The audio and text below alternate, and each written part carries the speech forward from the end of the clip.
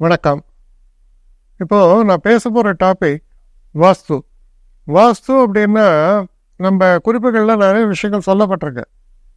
அதை உள்ளடக்கிறதா இருந்தாலும் இப்போ மாடர்ன் டைம்ஸில் என்ன இருக்குது, உங்களுக்கு ஸ்கை ஸ்கிராப்பர்ஸ் எங்கே பார்த்தாலும் பெரிய பெரிய ஒரு 15 மாடி 18 மாடி அந்த மாதிரி கட்டுறாங்க. அதில் பார்த்தீங்கன்னா அதோடைய அலைன்மெண்ட்டு பக்கத்தில் ஒரு 8 பில்டிங் இருக்கும். இந்த மாதிரியெல்லாம் அலைன்மெண்ட் வருது. அப்போது in what way the vastu is important here. Vastu எந்த விதத்தில் இதில் ஒரு பெரிய தாக்கத்தை ஏற்படுத்த முடியும், இது ஒன்று. ரெண்டாவது, ஒருத்தர் என்கிட்ட கேட்டார், சார் வாஸ்து அது மண்ணாங்கிட்டையாது, நாங்கள் 4 பக்கமும் கம்ப்ளீட்டாக க்ளோஸ் பண்ணி ஏசி ஃபுல்லாக 24 மணி நேரமும் ஏசி தான் ஓடுறது. அந்த ஏசிக்குள்ளே இவங்க உட்காந்துருக்காங்க. இவங்க ஃபஸ்ட்டு உட்காந்துருக்கிறது பூலோகமாக என்னென்னு இவாளுக்கு தெரியாது, உள்ளே போகிறவாளுக்கு. அப்போ வாஸ்து எங்கே இதில் ப்ளே பண்ணுறது, இது இன்னொரு கேள்வி. மனிதனுக்கு அறிவு ஜாஸ்தியாக போகிறது. அப்போ எவ்வளோ மாற்றிகிட்டே வரோம். இன்னும் ஒரு படி மேலே போனால் விண்வெளிக்கு போகிறதுக்காக இந்த ஆராய்ச்சி மையங்களில் கிராவிட்டியை 0 பண்ணுறான், பண்ணி பறக்க வைக்கிறான். அது உள்ளே பறந்துட்டுருப்பான். ஏன்னா அங்கே போனால் இந்த கஷ்டமாகணும் அவன். அதனால் இது போல் சில இதெல்லாம் உருவாக்குறாங்க. இது நம்முடைய அறிவு திறமை, சயின்ஸ் டெவலப்மெண்ட் இதெல்லாம் இருக்குது, ரைட், அக்ரீட். பட் ஒரு விஷயத்தை நீங்கள் ரொம்ப கிளியராக புரிஞ்சுங்க. நீங்கள் மனுஷன், இயற்கையால் உருவாக்கப்பட்ட ஒரு மனிதர். இன்னும் கம்ப்யூட்டர் உங்களை உருவாக்குற காலம் வரல. அதனால் தெய்வத்தால் படைக்கப்பட்ட நீங்கள் நகம், சதை, ரத்தம், எலும்பு எல்லாத்துலேயும் தான் உருவாக்கப்படுறீங்க. சிந்தனை திறன்றது அவன் கொடுத்தது. அந்த சிந்தனை திறத்தை வச்சு நீங்கள் பல விஷயங்களை பண்ணுறதுக்கான ஒரு விஷயத்தையும் அவன் கொடுத்தது தான். அதில் சிந்திக்கிறீங்க, மாற்றுறீங்க, கொள்றீங்க, எல்லாம் ஃபேண்டாஸ்டிக், ரைட். இப்போ ஃபஸ்ட்டு விஷயத்துக்கு வருவோம், வாஸ்து. வாஸ்து அப்படின்னா ஜாதகத்தில் பார்த்தீங்கன்னா 4ஆம் வீடுன்னு சொல்லுவோம். அதுதான் நீங்கள் வசிக்கும் இடம். அப்போது இது அது பேர் சுகஸ்தானம்னு பேர். அஃப்கோர்ஸ் அது வித்யஸ்தானமாகவும் அதான் இருக்குது, சுகஸ்தானமாகவும் அதான் இருக்குது, மாத்ருஸ்தானமாகவும் அதான் இருக்குது. ஏன் மாத்ருஸ்தானத்தையும் சுகஸ்தானத்தையும் இதையும் ஒன்று பண்ணாங்கன்னா, அம்மா, சின்ன குழந்தைக்கு அம்மா தான் கம்ஃபர்ட்டு. அதுக்கு உலகமே தெரியாது, ஆனால் அம்மாவை மட்டும் தெரியும். பிறந்த 2 மணி நேரத்துலேயே அம்மாவை தெரியும் அதுக்கு.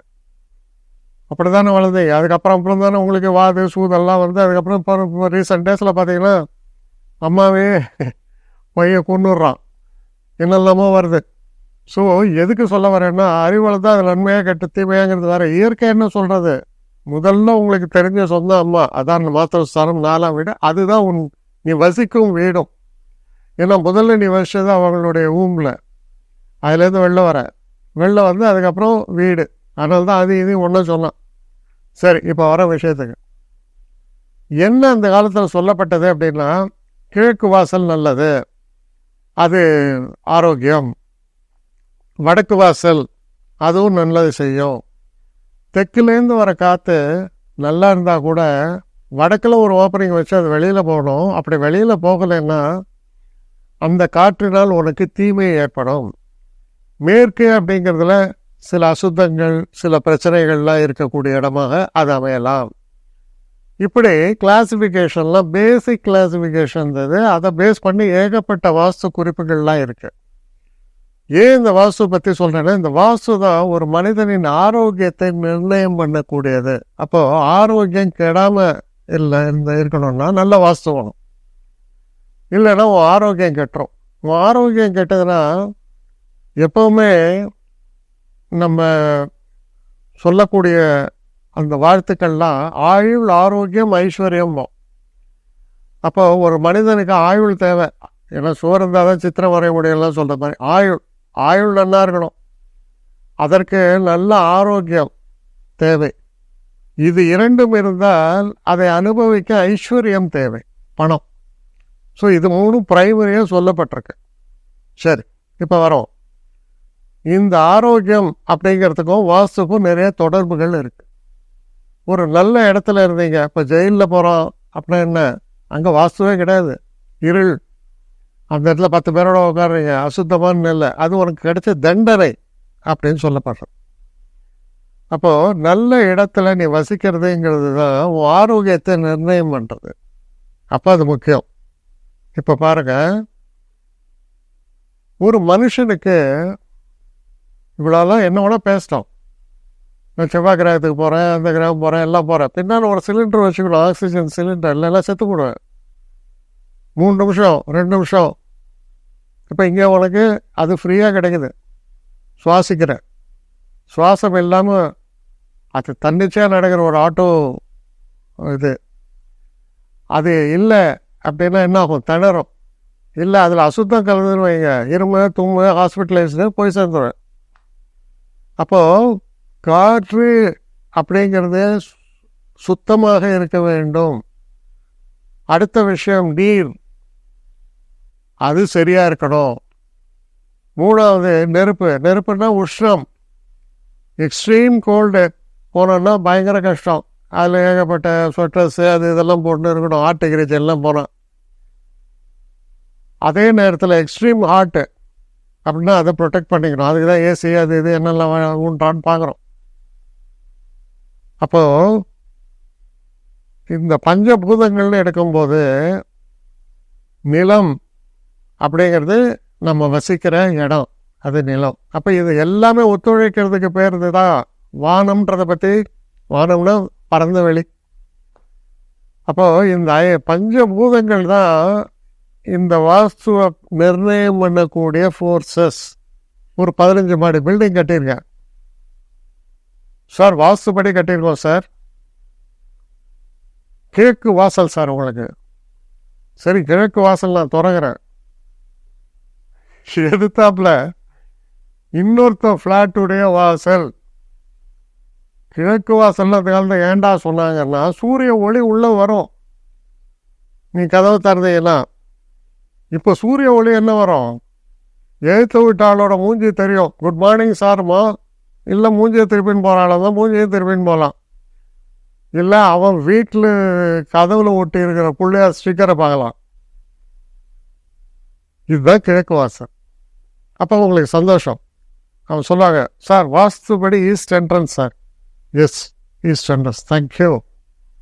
அடுத்தது உள்ள போறீங்க சார், அக்னி மூலை சார், சவுத் ஈஸ்ட் சார். இங்கே தான் சார் உங்களுடைய கிச்சன். சரி, கிச்சன் உள்ளே போகிறீங்க. கிச்சன் உள்ள அவன் என்ன பண்ணியிருப்பான், மேற்கு பக்கத்தில் ஒரு ஜன்னல் வச்சுருப்பான். கிழக்கு எல்லா 3 பக்கமும் க்ளோஸு. ஒரு பக்கம் தண்டி, அதாவது சிங்க் வச்சுருப்பான். சார் பாத்திரம் கழுவ இல்லாத சிங்க்கு சார். சில நேரங்களில் கிழக்கு பக்கமாக மூடை போட்டு கிழக்கு பார்த்து சமைக்கிறீங்க சார்மா, ரைட், அங்கே வெளிச்சமே இல்லை. இப்போ என்னடா இது, அங்கே இருக்க புகையெல்லாம் இருக்க சார். மேலே எக்ஸாஸ்ட் ஃபேன் வச்சுருக்கோம் சார், அங்கே சூட்டு இருக்குது சார், எல்லாம் வெளில போடும் சார். ரைட், அப்புறம் வாங்க சார், சவுத் வெஸ்டில் பெட்ரூம். சவுத் வெஸ்டில் பெட்ரூம் போய் படுத்தீங்கன்னா அப்படி ஆயா தூக்கிடுவீங்க.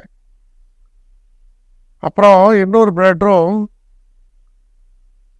கொஞ்சம் டஃப்பாக தான் இருக்குது சார், இருந்தாலும் பண்ணோம். ஆனால் இது நார்த் ஈஸ்டில் தான் சார் வரும். ஏதோ ஒன்று சொல்கிறேன், ரைட்.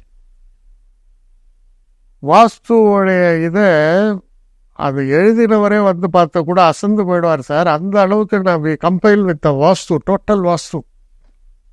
பயங்கர சந்தோஷம். வாஸ்துப்படி நான் வீடு வாங்கியிருக்கேன், உங்களுக்கும் சந்தோஷம்.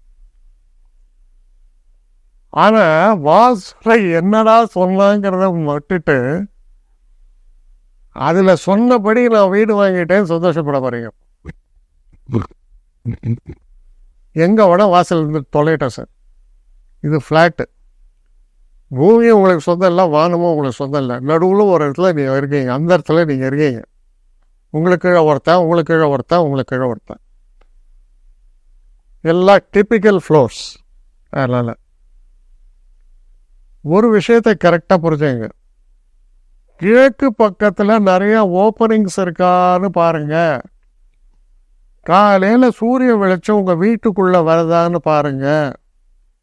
காலையில் நல்ல காற்று உங்கள் வீட்டுக்குள்ளே வருதான்னு பாருங்கள். கிழக்கு என்பது உச்ச தசை, சூரிய உதயமாகக்கூடிய தசை. பாசிட்டிவ் எனர்ஜிங்கிறது அந்த கிழக்குலேருந்து தான் ஃப்ளோவே வருது.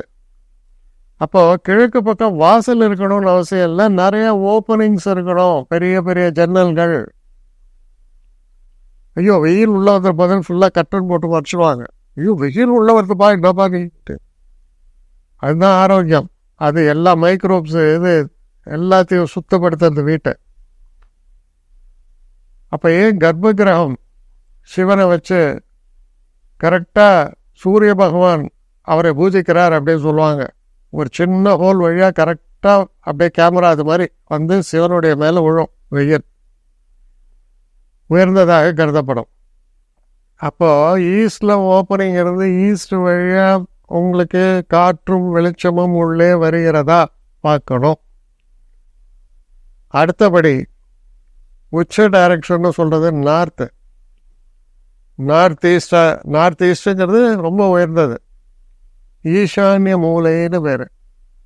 அப்போ நார்த் ஈஸ்ட்டு நார்த்து இந்த பக்கத்துலலாம் ஓப்பனிங்ஸ் நிறையா இருந்தால் செல்வ விருத்தி, மனசில் நிறைந்த ஆரோக்கியம் இருக்கும். முக்கியமான ஒரு விஷயம் என்னென்னா, ஒரு வீட்டுக்குள்ளே நீங்கள் நுழையும் போது நீங்கள் உங்களுடைய நடை உச்சத்தை நோக்கி இருக்கணும்னு சொல்கிறோம். உச்சம்னா என்ன? ஈஸ்ட்டு நார்த்து இந்த பக்கம் பார்த்து நீங்கள் நடக்கணும். அப்படி நடந்தால் அது உயர்ந்த வாஸ்து அப்படின்னு சொல்லுவாங்க.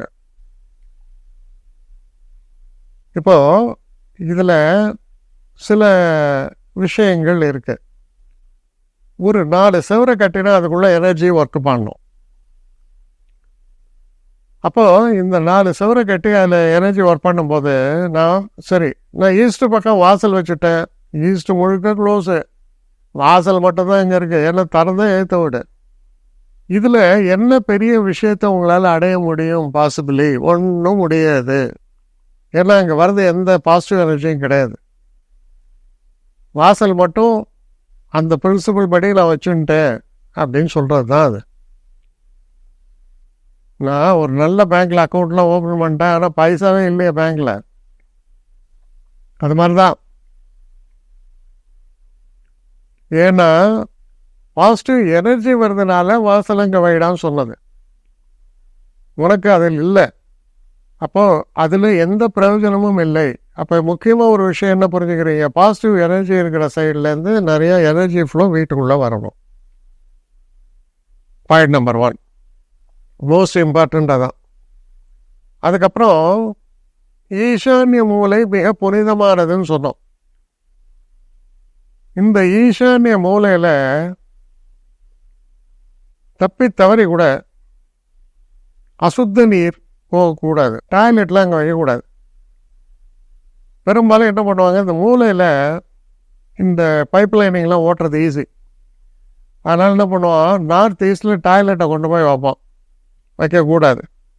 வச்சா செல்வ விருத்தி அடிபடும், எவ்வளோ பணம் வந்தாலும் போகும், ஆரோக்கியம் கெடும். சரி, ஒரு ஃப்ளாட்டில் இதெல்லாம் தான் நீங்கள் மெயினாக பார்க்க முடியும். உங்கள் பெட்ரூம் எந்த பக்கம் வேணால் எடுத்துகிட்டு போட்டோம், ஏன்னா அது வானத்துக்கும் இல்லை பூமிக்கும் சம்மந்தம் இல்லை, நடுவில் அந்த இடத்துல இருக்குது, திருஷங்கு சொர்க்கம் நீங்கள் இருக்கிறது, அதனால் ப்ராப்ளம் இல்லை, எடுத்துகிட்டு போட்டோம். கிராஸ் வென்டிலேஷன் இருக்கும். கிராஸ் வென்டிலேஷன் இருக்கும்போது என்ன ஆகும்னா, அது கொஞ்சம் நல்ல புத்தி உள்ள இன்ஜினியர்ஸ் பண்ணக்கூடியது. அப்போ காற்றோட்டம் உள்ளே இருக்கும் வீட்டுக்குள்ளே. அப்படி காற்றோட்டம் இருந்தால் அது ரொம்ப ரொம்ப விசேஷம், நல்லது. காற்று, வெளிச்சம். 3வது விஷயம் நீர், தண்ணியை பற்றி சொன்னோம். தண்ணி அப்படின்னா இன்றைக்கி பியூரிஃபைடு வாட்டர் சப்ளை ஆகலாம், ஆனால் நீங்கள் புண்ணியவான். பியூரிஃபைடு வாட்டர் இல்லையா, கொஞ்சம் சால்ட்டி வாட்டர் தான், சரி பரவாயில்ல, சகிச்சுக்கிற மாதிரி இருக்கா, பரவாயில்ல. நீர். இப்போ இந்த நீருடைய மேனேஜ்மெண்ட் மட்டும் எங்கேருந்து நீங்கள் பார்க்கணுன்னா, மொத்த என்ட்ரி பாயிண்டில் தான் போய் பார்க்கணும் அதை. அப்போ என்ட்ரி பாயிண்ட்டுங்கிறது பெரும்பாலும் நீர் மேற்கு பக்கத்துலேருந்து உங்களுக்கு உள்ளே வருதா இல்லை கிழக்கு பக்கத்துலேருந்து உள்ளே வருதாங்கிறது தான் முக்கியம். கிழக்கு பக்கத்துலேருந்து அந்த நீர் வருதா உங்களுக்கு செல்வ விருத்தி, அங்கே இருக்கிறவங்க எல்லாம் நல்லா இருப்போம். மேற்கு பக்கமாக அது வந்தது அப்படின்னு சொன்னால் அது அவ்வளோ இது இல்லை, அது அசுத்தப்படுவதற்கான வாய்ப்புகள் அதிகம், அது நல்ல நீர் இல்லை, அப்படி தான் அர்த்தம். முக்கியமாக சமையல் ரூமில் வெளிச்சம் வருதான்றது ரொம்ப அவசியம். சமையல் ரூம் ஃபுல்லாக இருட்டாக இருக்குது, எக்ஸாஸ்ட் ஃபேனில் தான் நான் வேலை செய்கிறேன், ஆனால் ஈஸ்ட் பக்கம் பார்த்து சமைக்கிறேன், என்னடா பிரயோஜனம்? சமையல் அறை என்பதில் வெயில் வரணும், வெளிச்சம் வரணும், அப்போ தான் அது ஆரோக்கியம் தரும். இப்போ ஒரு சில வீட்டில் நீங்கள் நுழைஞ்சிங்கன்னா உங்களை அறியாமல் ப்ளசண்ட்டாக ஃபீல் பண்ணுவீங்க. அந்த வீட்டுக்குள்ளே வரவெல்லாம் 5 நிமிஷத்தில் வேலையை முடிக்கிறவங்க கூட ஒரு 15 நிமிஷம் அங்கே இருக்கணும்னு ஆசைப்படும். ஏன்னா அவனுக்கு ரொம்ப பீஸ்ஃபுல்லாக இருக்கும் அந்த இடத்துல. அதே மாதிரி வீட்டுக்குள்ளே இருக்கிறவங்களுக்கும் அந்த ஒரு ஏகாந்த நிலை, ஒரு பீஸ்ஃபுல் அட்மாஸ்பியர், ரெஸ்ட்லெஸ் ஆகாது. இன்னும் சொல்ல போனால் லேட்டஸ்ட் கான்செப்டில் முன்னாடியெல்லாம் சொல்லுவோம், ஒரு ஆஃபீஸை கட்டி பாஸ் சவுத் வெஸ்ட்டில் போய் உட்காரணும் அப்படின்றாங்க. ரொம்ப ராங் கான்செப்டாக எடுத்தது. என்ன ராங் கான்செப்ட்னா, சவுத் வெஸ்ட்டுங்கிறது ராகுவினோட இடம். ராகுவினோட இடம்ன்றது என்னென்னா, அங்கே போனால் ஒரு அரை மயக்க நிலை, பாஸ் அரை மயக்க நிலையில் இருந்தால் கம்பெனி எப்படி உருப்படும்? அப்போ பாஸ் ஆக்டிவாக இருக்கணும். அப்போ பாஸை பொறுத்த வரைக்கும் அவன் நார்த் ஈஸ்ட்லேயும் உட்காரணும். அங்கே உட்காந்தா அவனுக்கு என்ன சுறுசுறுப்பாக இயங்குவான். படிக்கிற பசங்களுக்கு நார்த் ஈஸ்ட் அப்படின்றோம். அப்போ பாஸுக்கும் அதான பொருத்தம். ஸோ லாஜிக் அப்ளை பண்ணுங்க, பாருங்கள். முட்டாள்தனமாக எதுக்கோ சொல்லப்பட்டது எதுக்கோ போய் அப்ளை பண்ணி இப்படி தான் வாஸ்து இருக்கணும்னு சொல்லி தப்பாக வாஸ்து பண்ணி அது அங்கே போனாலே அவன் நல்லாயிடுவான். ஸோ முக்கியமான ஒரு விஷயம், ஒரு நல்ல வாஸ்து இருக்கிற இடத்துல நீங்கள் நுழைஞ்சால் யூ ஷுட் ஃபீல் எனர்ஜைஸ்ட். சரி, இப்போது சில வேதாவிகளுடைய அடுத்த கருத்து, நான் ஃபுல்லாக ஏசி பண்ணிட்டேன் சார். இன்றைக்கி மோஸ்ட் ஆஃப் ஐடி கம்பெனிஸ் அப்படி தான் இருக்குது. உள்ளே போனால் அவன் கிழக்கில் உட்காரானா மேற்கில் உட்காரானா ஒரு கன்றாவே தெரியாது. அவன் உள்ளே போய் உட்காந்துருப்பான். அவனுக்கு பவர் ஃபெயிலியர் ஆனால் அவன் ஓடி வந்துடுவாங்க வெளியில்.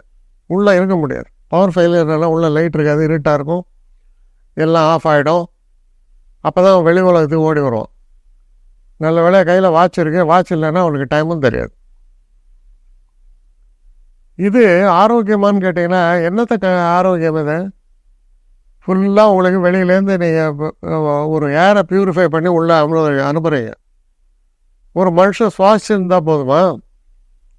அவனுடைய க்ரியேட்டிவிட்டி வெளியில் வருமா? நிச்சயமாக வராது, கேரண்டீடாக வராது. ஒரு ஒரு ஒரு ஒரு ஆர்டிஃபிஷியல் ரோபோ, ஆர்டிஃபிஷியல் இன்டெலிஜென்ஸ் சொல்கிறீங்களா, அதே தான். அவனும் அதே தான்.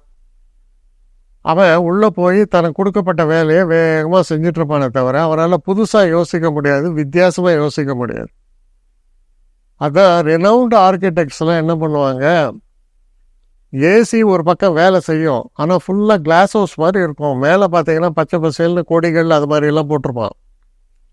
வெளியில் பார்த்தீங்கன்னா நல்ல பசுமை தெரியும், அவனுக்கு நல்ல அழகான பூக்கள்லாம் தெரியும். அப்போ partially it is nature and partially it is your inventions, science inventions. அதான் என்ன, ஆர்டிஃபிஷியல் கிளைமேட்டிக் கண்டிஷனை கொடுத்து நேச்சுரல் சரௌண்டிங்ஸையும் கொடுத்து கம்பைன் பண்ணி வைப்பாங்க. அவன் ஜீனியஸ். ஆனால் மொட்டைத்தனமாக 4 பக்கமும் அடைச்சி ஏசி ஆன் பண்ணி விட்டு இது தாண்டா என்விரான்மெண்ட்டுன்னு சொன்னால் உள்ளே இருக்கிறவன் சிக்காயிடுவான். கழுத்து வலி வரும், முதுகு வலி வரும், ஸ்கின்ல ரேஷஸ் வரும், எல்லா கன்றாவையும் வரும். ஆனால் இவங்களுக்கு அது தெரியறதில்லை. அவங்கள பொறுத்த வரைக்கும் மிருகத்தெல்லாம் கூண்டில் அடைக்கிற மாதிரி மனுஷங்கள்லாம் கூண்டில் அடைச்சி வேலை வாங்கிட்டு இருக்கான். அதுக்கு கொஞ்சம் டீசெண்டாக சம்பளம் கொடுக்குறான். அவனுக்கு சாயங்காலம் விடுதலை தரான். அவன் விடுதலை தந்தால் அவன் காருகர்லாம் வச்சு ஜாலியாக போயிட்டுருப்பான். அவன் நினச்சிட்ருப்பான் நான் தாண்டா உலகத்தில். கொஞ்ச நாள் கழிச்சு பாருங்கள், தனக்கு தானே பேசிப்பாங்க, தன்னுடைய அறிவை இழந்துருவாங்க, க்ரியேட்டிவிட்டியை இழந்துருவாங்க, எதுவுமே இருக்காது. ரொம்ப சிம்பிள் உதாரணம் சொல்கிறேன். கிராமத்தில் போயிட்டு வயல் வேலை செஞ்சிட்ருப்போம். அவன் இவனை விட ஆரோக்கியமாக இருப்பான். இந்த பையன் 35 வயசு இருக்கும், பாதி வழுக்க, கண்ணாடி எல்லாத்தையும் போட்டு தனக்கு தானே பேசின்னு போயின்னு இருப்போம். அப்போ எது நன்மைங்கிறத நீங்கள் தான் யோசிக்கணும். பணம் சம்பாதிக்கிறது ஒன்று தான் எனக்கு அப்படின்னா, அவரோட வேணும் நல்லா சௌக்கியமாக உட்காந்து சம்பாதிக்கிறான். உட்காந்து சம்பாதிக்கிறது நன்மையா? உழைச்சி சம்பாதிச்சதுனே என் நன்மை. அப்போ தானே உடல் ஆரோக்கியமாக இருக்கும். காலையில் பசிக்கணும், ராத்திரி பசிக்கணும், பசிச்சு சாப்பிடணும். சாப்பிடுவான் இவன். ஆர்டர் பிஸா, அவன் கூட டொமினோஸ் கூட இதை கொடுத்துட்டு போயிடும், சாப்பிடு. வித்தியாசத்தை தயவு செய்து புரிந்து கொள்ளுங்கள். அப்போ வாஸ்துனா என்ன? ஆரோக்கியம். அதுதான் ஆரம்பத்தில் ஆரம்பித்தேன். உங்களுடைய ஆரோக்கியத்தை மேம்படுத்தக்கூடிய எல்லாமே வாஸ்துவுடைய தன்மை தான். ரொம்ப பெஸ்ட்டு ஹாஸ்பிட்டல்ஸ் ஈவன் இந்த ஃபாரின் கண்ட்ரிஸ் எப்படி இருக்கும்னா, நேச்சரோட சம்மந்தப்பட்டிருக்கும் அந்த ஹாஸ்பிட்டல். வெளியில் வீல் சேராக கூட இருக்கலாம், அதை வெளியில் அழகாக எடுத்துகிட்டு போவான். ஒரு நல்ல ஒரு பசுமை நிறைஞ்ச ஒரு இடத்துல அப்படி ரவுண்ட் அடிச்சு வருவோம். என்ன காரணம்னா, நாம் இயற்கையோடு இணைந்தவர்கள், இயற்கையால் உருவாக்கப்பட்டவர்கள், இயற்கையோடு தான் இருக்கோம். திடீர்னு நீ அதுலேருந்து உன்னை தனிமைப்படுத்தி நீ செயற்கைக்கு போன அப்படின்னு சொன்னால், படிப்படியாக உன்னுடைய ஆரோக்கியம் கெட்டு, அறிவு கெட்டு, சிந்திக்கும் திறன் பாதிக்கப்பட்டு, சின்ன வித்தியாசம். சிறையில் இருக்கவனுக்கு ஏசி கிடையாது, உனக்கு ஏசி இருக்கு, இவ்வளோதான். இதுதான் உண்மையான விஷயம். ஸோ இதை தயவு செஞ்சு புரிஞ்சுங்க. இப்போ பல வெளிநாட்டில், அதுவும் குறிப்பாக யூஎஸ் மாதிரி இடங்கள்லாம் பார்த்தீங்கன்னா, இந்த ஃப்ளாட்டுங்கிற கான்செப்ட்லாம் பெருசாக கிடையாது. ஊருக்கு வெளியில் கூட இருக்கும். ஆனால் அவங்க எல்லோரும் என்ன நல்ல ஒரு ஒரு ஒரு நம்ம கணக்கில் சொன்னால், இந்த கிரவுண்டு சொல்லுவோம் 2400 சதுரடி ஒரு கிரவுண்டுன்னு, அந்த மாதிரி ஒரு 5 கிரவுண்டு, அந்த மாதிரி மினிமம் ஏரியா, இல்லை ஒரு 1/2 ஏக்கர் அப்படி.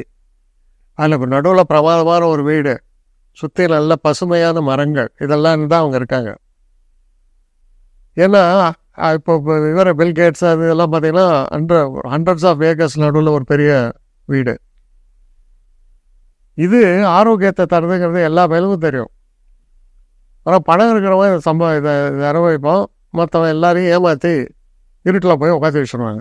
முடிஞ்ச வரைக்கும் வெளிச்சத்துக்கு வாங்க இருட்டிலேருந்து. சரி, அப்போ தான் மனதுக்கு ஆரோக்கியம், உடலுக்கு ஆரோக்கியம். இதுதான் வாஸ்துவோடைய பேசிக் பிரின்சிபல்ஸ். அதை புரிஞ்சுங்க. ரெண்டாவது, வாஸ்து பற்றி நீங்கள் நிர்ணயம் பண்ணும்போது ரொம்ப சிம்பிள்.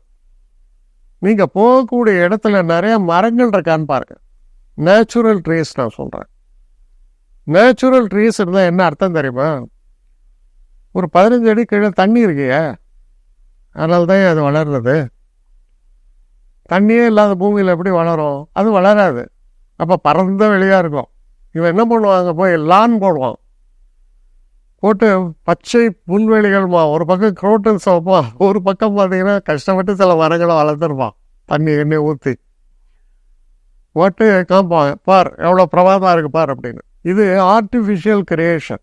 அப்போ நேச்சுரலாக நிறைய மரங்கள்லாம் வளர்ந்து இருக்கும்போது, அதுலேயும் குறிப்பாக சில மரங்கள், வேப்ப மரம், அரச மரம், இதெல்லாம் நல்ல ஆக்சிஜன் உற்பத்தி பண்ணி தருது, ஏரியை பியூரிஃபை பண்ணுறது. அப்போது உனக்கு ஆரோக்கியம் பெருகுகிறது, நல்லா இருக்கீங்க, ஜம்முன்னு இருக்கீங்க. இதெல்லாம் தான் நீங்கள் புரிஞ்சிக்க வேண்டிய ஒரு விஷயம். அப்போது நேச்சரோடு ஒன்றி வாழறதுக்கான வாஸ்துவை நீங்கள் பார்க்கணுமே தவிர, நேச்சர்லேருந்து விலகி போகிற வாஸ்துவை பார்த்தீங்கன்னா அது வாஸ்துவே கிடையாது. உங்களுக்கு மேலே நீங்களே ஒரு சங்கிலியை மாட்டிட்டு இருக்கிறதுக்கு சமானம். ஃப்ளாட்டில் இருக்காதுங்கன்னு நான் சொல்லவே இல்லை. ஆனால் தீப்பொட்டி மாதிரி கட்டி வச்சுருக்கானுங்க. ஒரு டிஸ்டன்ஸ்லேருந்து பார்த்தா தலையை சுற்றுது. ஒரு ஜன்னல்னு நம்ம சொல்கிறோம், அது கிட்ட போனால் கொஞ்சம் பெருசாக இருக்கும், அதுதான் நீ வாழற வீடு. அந்த மாதிரி ஒரு கிட்டத்தட்ட ஒரு கொஞ்சம் ஒரு 100 பீஹைவ்ஸ் அது மாதிரி தான் இருக்குது. ஸோ அந்த பீஹைவ்ஸில் தான் நிறைய பேர் ரொம்ப பெருமையாக வாழ்ந்துட்டுருக்காங்க. இது எந்த அளவுக்கு உங்களுடைய ஆரோக்கியத்தை கெடுக்கும், பாதிக்கும் அப்படிங்கிறது நீங்கள் தான், you are the better authority to decide about it. அவ்வளோதான். ஸோ இது ஒரு வாஸ்து பற்றி எல்லாருக்கும் தெரிஞ்ச விஷயம். நிறைய புக்ஸ் இருக்குது, நிறைய விஷயங்கள் இருக்குது. இருந்தாலும் அதோடைய விழிப்புணர்வு என்பதை கொஞ்சம் யோசிங்க. அதுக்காக தான் இதை பற்றிய பேச்சை நான் சொல்கிறேன். முடிவெடுங்க. வணக்கம்.